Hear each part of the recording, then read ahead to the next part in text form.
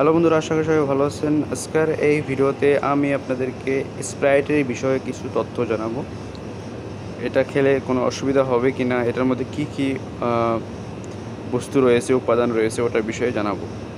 তো এইটার each 200 ml, যেখানে 750 ml আছে, তার মধ্যে প্রতি 200 ml এর মধ্যে এনার্জি থাকে 49 ক্যালোরি, আর সাথে কার্বোহাইড্রেট থাকে 12.2 গ্রাম, আর সুগার থাকে 11.7 গ্রাম, অ্যাডেড সুগার থাকে 11.7 গ্রাম, আর টোটাল ফ্যাট থাকে 0, প্রোটিন থাকে 0, আর সোডিয়াম থাকে 10.1 গ্রাম, 1 মিলিগ্রাম।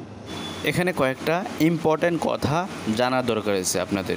যেহেতু 200 গ্রামে এইগুলো উপাদান থাকে, অবভিয়াসলি 750 ml এর থেকে আড়াই ডাবল বেশি কোয়ান্টিটি থাকবে। যেমন এখানে দেওয়া আছে এনার্জির 49 ক্যালোরি, তো আড়াই ডাবল বেশি হয়ে গেলে 122.5 ক্যালোরি হয়ে যাবে। সেম কার্বোহাইড্রেট হবে 12.2 গ্রাম দেওয়া আছে, আড়াই ডাবল বেশি হয়ে গেলে 30.5 গ্রাম হয়ে যাবে। সিমিলারলি অ্যাডেড সুগার মিলিয়ে যদি 23.2 গ্রাম হয়ে যায়, তো 750 ml হয়ে যাবে এখানে 58.5 গ্রাম, আর সোডিয়াম হয়ে যাবে 20.2 মিলিগ্রাম। এখন আসি, এই স্প্রাইট কার কার খাওয়া যাবে। ডায়াবেটিস পেশেন্টও তো একদমই খাওয়া যাবে না, এমনি নর্মাল মানুষের সপ্তাহে একদিন খাওয়া যেতে পারে।